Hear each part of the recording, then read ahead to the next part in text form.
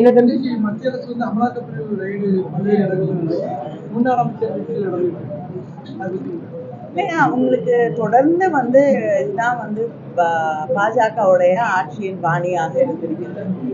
அவர்களோடு இல்லாதவர்கள் யாராக இருந்தாலும் அவர்கள் மீது இன்கம் டாக்ஸ், சிபிஐ, இடி இவற்றை தொடர்ந்து அவர்கள் பயன்படுத்தி கொண்டிருக்கிறார்கள் என்பதை நாம் பார்த்து கொண்டுதான் இருக்கிறோம்.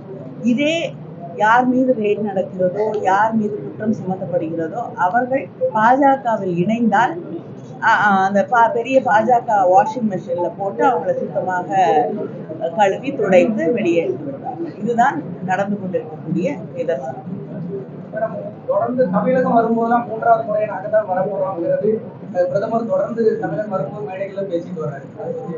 இல்லைங்க, தொடர்ந்து தமிழகம் வருகிறார் என்று சொல்லும் பொழுதே அவங்களுக்கு வந்து ஒரு பயம் இருக்கிறது அப்படிங்கிறது தெளிவா தெரியுது. சென்னையிலே வரலாறு காணாத வெள்ளம் பாதிப்பு, அதே போல தூத்துக்குடி, திருநெல்வேலி எல்லாம் இதுவரை நாம் சந்தித்தே இல்லை, நினைத்து கூட பார்க்க முடியாத அளவுக்கு வெள்ளம் பாதிப்பு. மக்கள் வந்து அவ்வளவு அவதிக்குள்ளானார்கள், வீடை இழந்தார்கள், தன் வயல் ஆடு மாடுகள் எல்லாமே வெள்ளத்துல அடிச்சுட்டு போகக்கூடிய ஒரு சூழலை நாம் சந்தித்தோம். அப்பொழுதெல்லாம் தமிழ்நாட்டிற்கு வராத பிரதமர் தேர்தல் ஜுரம் வந்து விட்டவுடன் அடிக்கடி வருகிறார். அதனால யாருக்கு வந்து மறுபடியும் தான் ஆட்சி அமைக்கக்கூடிய வாய்ப்பு இல்லை என்ற பயம் இருக்கிறதோ அவர்கள் தான் அடிக்கடி வந்து கொண்டிருக்கிறாங்க. மத்திய அரசிடம் வைக்கக்கூடிய சில கோரிக்கைகள், இங்க இருக்கக்கூடிய ரயில்வே தேவைகள், இதெல்லாம் வந்து அவங்க பல முறை கேட்டால்தான் நிறைவேற்றி தரக்கூடிய ஒரு சூழ்நிலை இருக்கிறது. ஆனா அதை தாண்டி 10 ஆண்டுகள் கடந்திருந்தால் கூட, அதுக்கு மேல கடந்திருந்தால் கூட குலசேகரப்பட்டினத்துல ராக்கெட் தளத்தை எங்களால் கொண்டு வர முடிந்திருக்கிறது அப்படிங்கிறது ஒரு மிகப்பெரிய வெற்றி. தலைவர் கலைஞர் அவர்கள் வந்து அப்பொழுது இருந்த பிரதமர் மன்மோகன் சிங் அவர்களிடம் கடிதம் எழுதினார்கள்.